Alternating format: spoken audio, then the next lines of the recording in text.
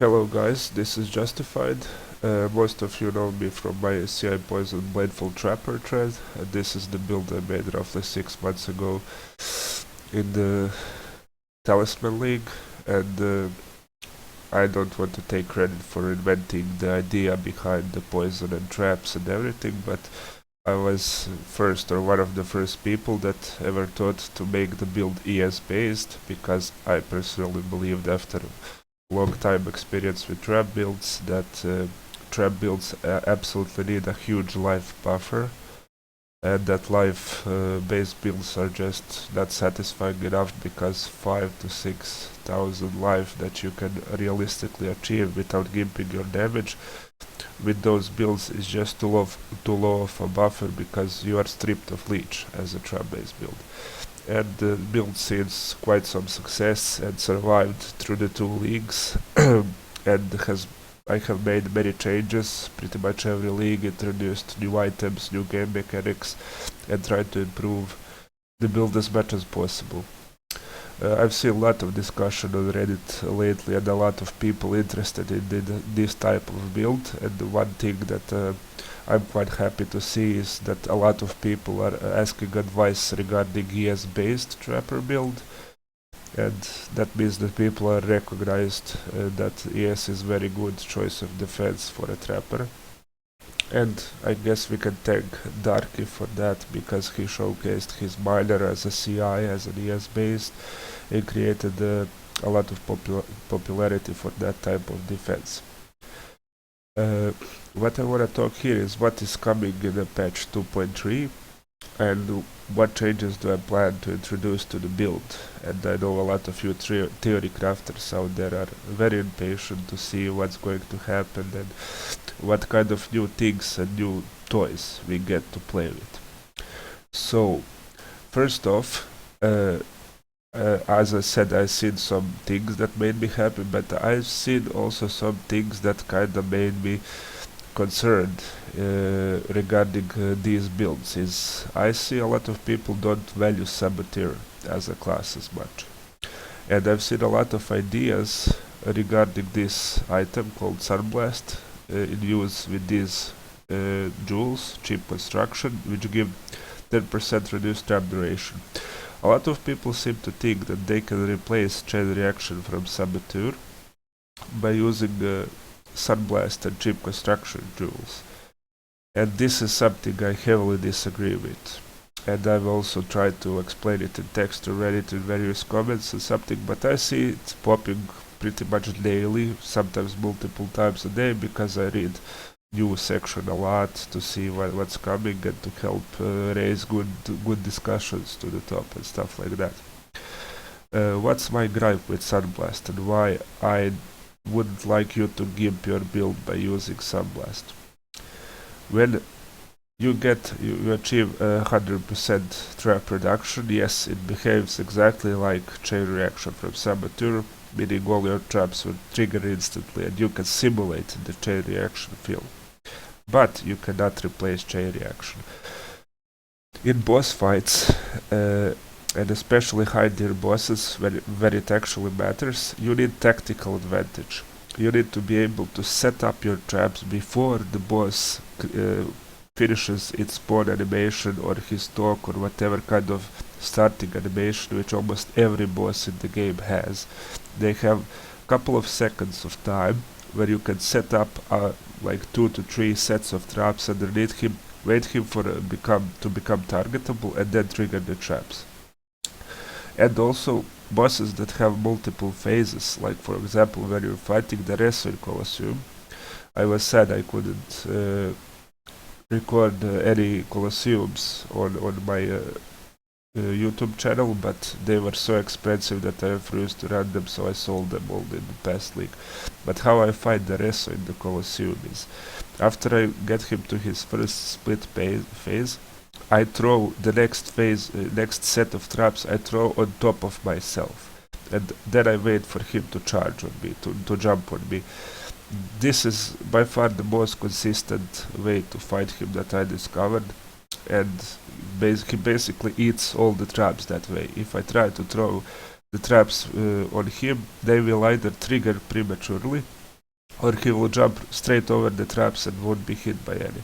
So by throwing the traps on top of myself, I ensure that I deal 100% of my potential damage instead of just hitting him with a couple of traps, or maybe enabling him to dodge all of them. And there are a couple of fights where you can use those situations, where you need those situations that you need to set up your traps immediately. Trap builds are not exactly the fastest clearing builds in the game.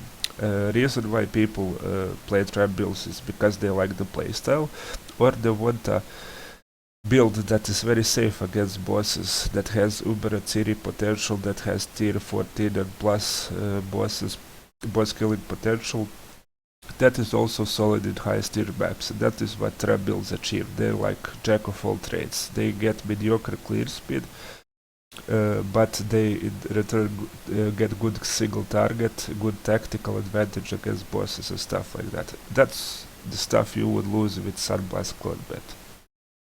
It also doesn't offer much needed stuff for a trapper. For example, if you are playing my version of the build, as you can see, you are quite stripped of strength nodes. The majority of my strength comes from the belt, which this belt doesn't offer. It just offers pure damage, some useless mana regen because you use a mana flask because of insane cost anyways, and some resistance, and that's about it. You can get trap damage as a mod, although not as much as Sunblast offers, but you could for example use the Rustic Sash with the trap damage from Masters and achieve similar damage, while also having stuff like Energy Shield or Life if you went life based, much more resist. And what is also insanely important, you could get flask mods.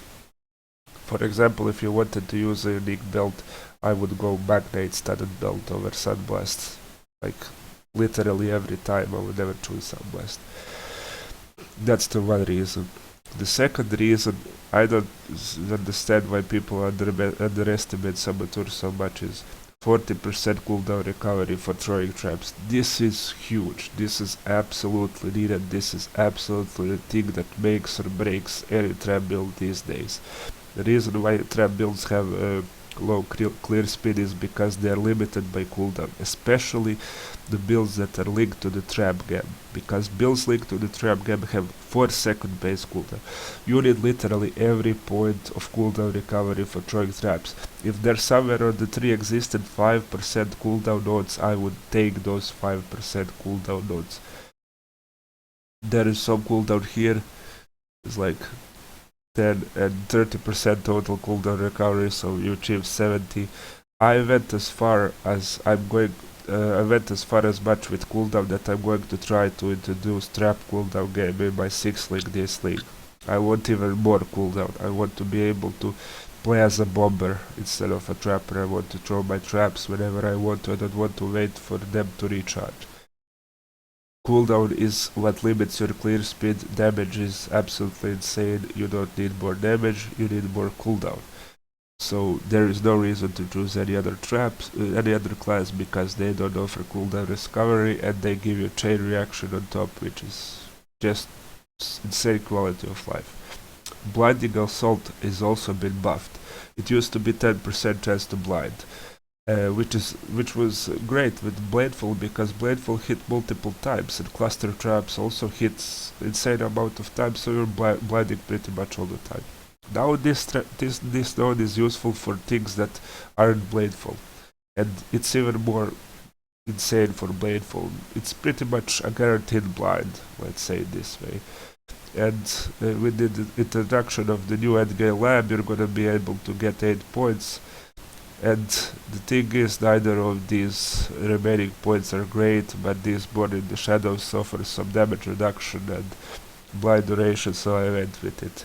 I don't care about 30 damage, but there's nothing else to get here. This damage is useless, and Demolition Specialist doesn't offer anything for this build.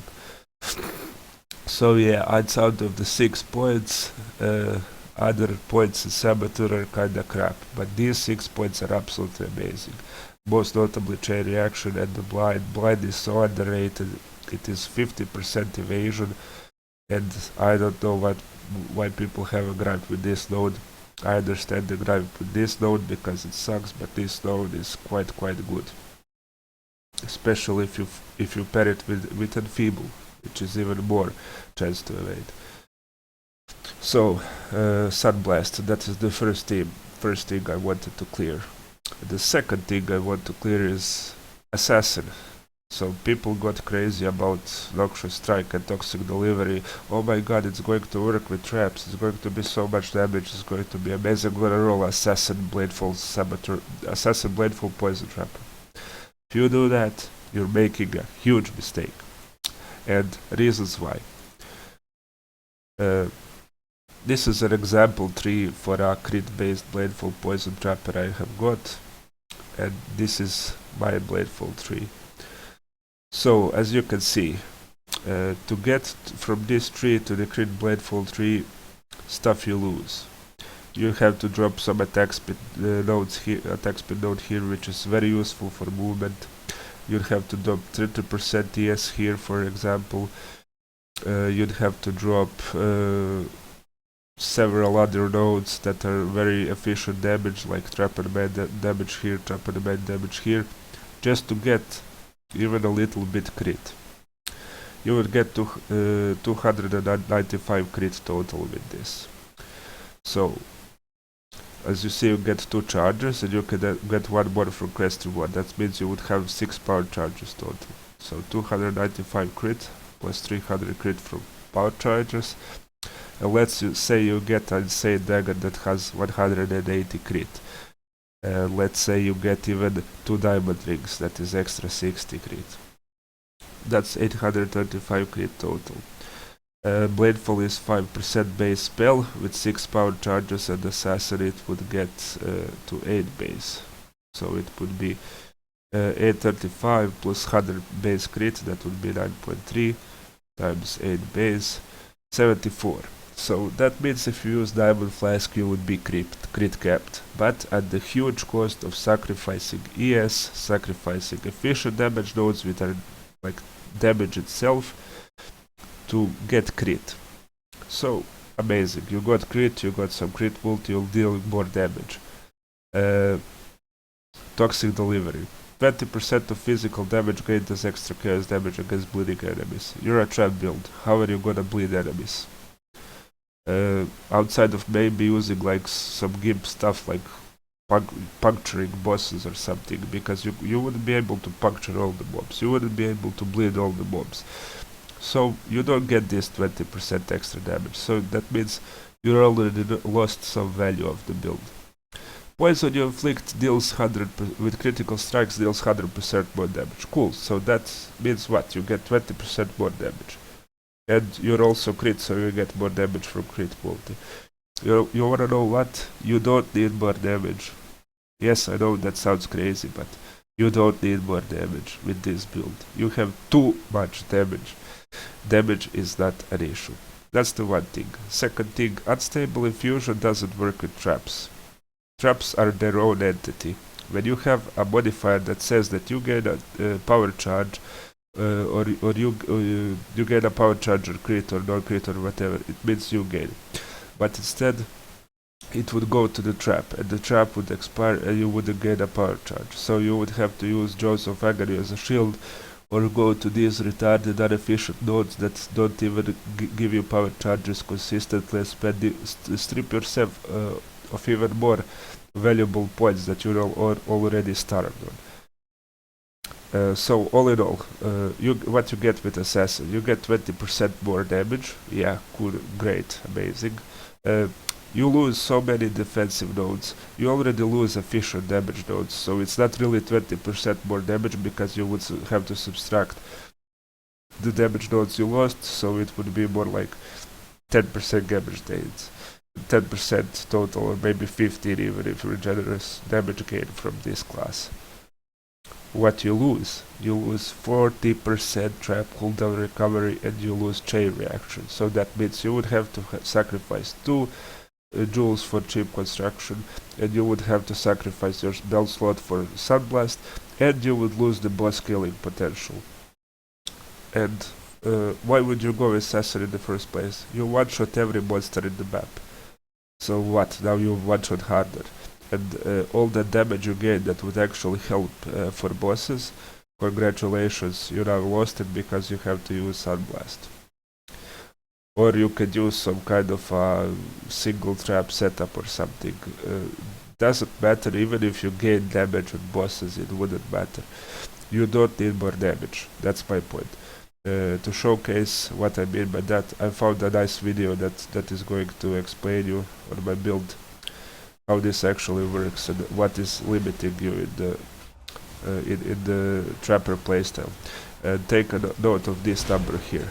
As you can notice, everything's dying in one hit. Like, everything. All the packs. But see, now I'm at 0 traps. And I lost like 10 seconds there because I had to wait for my traps to recharge. Because I was limited by my trap cooldown, not by the damage, because I'm one-shotting all the mobs. If you skip forward, you can see many situations where I get on 0. And this is with a Saboteur class.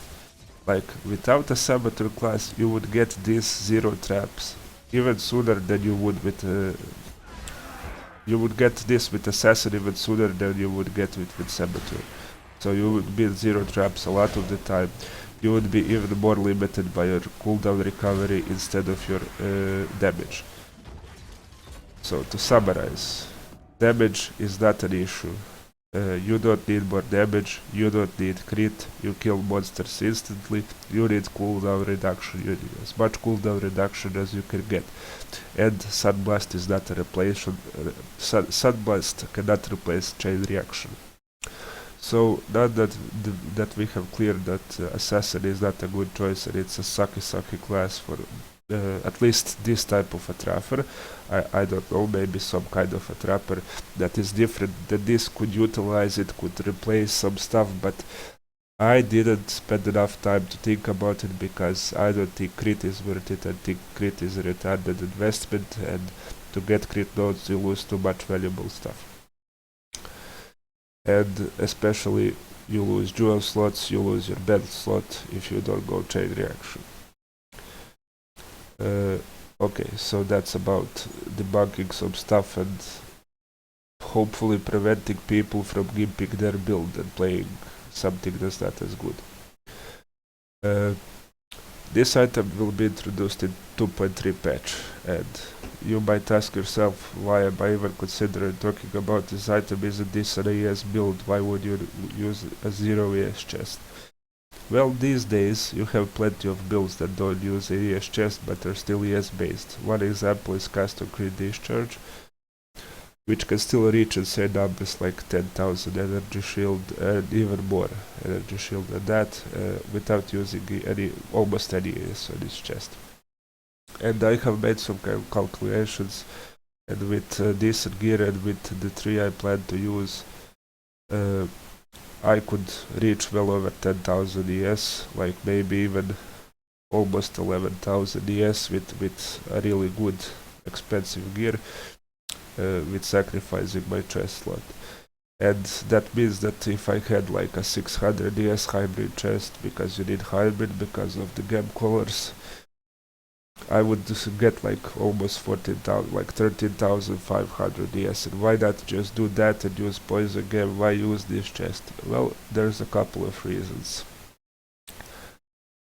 One reason is coupled with this new flask, which I don't know if it can replace Eye of Chayula, but I will sure as hell try to use it and see if it can.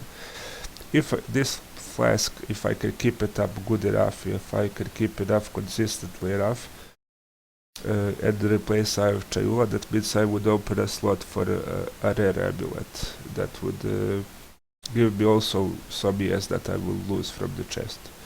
So we would recuperate like 500 ES per my calculations, some 500 ES gained from the rare amulet. So the loss of ES wouldn't be as huge. And why would I use a rare amulet? Because I don't need a corrupted amulet anymore. If I use this chest, I can have additional curse from this chest. I wouldn't need to search for a corrupted Eye of Chayula. and I wouldn't need to sacrifice a ring slot for dangerous damning until I get that Eye of Chayula. So that's one kind of a nuisance that this chest gets rid of. Eye of Chayula with +1 curse is extremely expensive. I paid 6 exalt for that amulet in the last league, and it was one of the first, and as the league progressed the price went even more, and I've sometimes seen them listed for as much as 10 exalts. So basically this chest saves you 10 exalts, and I don't believe that it will cost as much, so that's one thing that it gives. Second thing it gives, it replaces a gem slot. Poison Crest enemies will hit. I have adjusted my builds to get some AoE nodes for our curses, so they can reach further. So you can curse more consistently, and that means you will pretty much poison anything you hit. That is extremely valuable. Why? Because that opens a gem slot. But you said we don't need more damage. Yes, we don't need more damage, but guess what we need? We need trap cooldown. And with the introduction in the last big patch with the trap cooldown gem, I would include it in my 6th league, and I would use it instead of a poison gem with this chest. And the evasion rating chest gives is certainly not unvaluable itself. It's like decent amount of mitigation. And also one big thing is, this build used to be able to do pretty much any map mod, but because it relied on Enfeeble for a lot of its defenses and it relied on vulnerability for a lot of its damage, it was kind of gimped on curse immune maps, both offensively and defensively. And this would allow us to ignore curse immune maps. And this is like pretty valuable, because now you can actually val maps, and pretty much the only mod that can fuck you is blood magic. So you have literally one mod that makes you unable to do map. There is no other mod that is even remotely detrimental if you use this chest. The question is the extra gem slot, extra easiness of getting additional curse and the ability to do curse immune maps worth 600 base? Yes, and can I get away without that 600 base? Yes. And that is something that remains to be seen, that needs to be answered. Also, it remains to be seen, can this flask replace Eye of Chayula? But I think that for this specific build it is going to be good enough, because I tried without Eye of Chayula, and due to how much block and evasion I have for my build, I can avoid a lot of hits. So that in itself is also kind of a stunning mitigation, not getting hit at all. Coupled with, for example, getting a stun avoidance enchant if you've killed recently on boots, especially if I get that stun enchant, a higher tier of that stun enchant from endgame lab, I would also get a lot of stun avoidance. And this flask would more be a fail safe for like hard hitting bosses and stuff like that, instead of just relying on it completely while mapping. So I hope to introduce these two new unique items, just as I introduced Heretic's Veil last patch in my build. I hope to replace Eye of Chayula and just go with it, see what happens. If it doesn't work, the base of the build is untouched. For the 2.3 patch it will still work pretty decently, but I would really try to include the trap cooldown gem and try to bring up the clear speed of the build, try to shave down some minutes. I have achieved some 5 to 5.5 minutes, sometimes even better on good layouts. Like I think my best time in the highest tier maps was like something like a 4.5 minute map. I would wish to use trap cooldown gem to bring that down to like 3.5 minutes. If I can achieve that, I think I would be very satisfied with the clear speed of this build, considering it's still a trap build. It still needs to arm itself, you still have trap throwing speed that limits you and stuff like that. So yeah, I will be redesigning the build with the intention of clear speed. I will ignore Uber Atziri for the most part, because I'm seriously tired of constantly doing Uber with every build I do. I just wanna map, wanna chill, and I think this build is gonna be great for the next patch, especially since pretty much everybody is going to run bloodlines, and this build has no issue with blue packs. Its clear speed doesn't get given by blue packs like your average build does. Doing red tier maps with the experience penalty introduced also is going to be super important. Chaining canyons and gorges won't be efficient as much at the highest level, and I always intended this build to be designed around doing highest tier content, and I intended this build to shine past level 90 and not peak like at level 80 and then drop off towards level 100. So I think the build is going to be super strong, especially after we've seen some of the bullshit, insane clear speed builds removed from the game. Sadly, custom crit still remains and creates an unhealthy environment, but I think the bridge is gonna close between the top tier clear speed builds and this build. I think it's going to be viable even more than before, and I think it got some new toys that I get to play with. I get to redesign it a little bit and do a next take, because doing the same thing over and over can kind of be boring, and I just want to shake up things a bit just for the sake of changing it, so people that want to try it, that maybe tried it before, also get some new ideas and maybe try something new for themselves.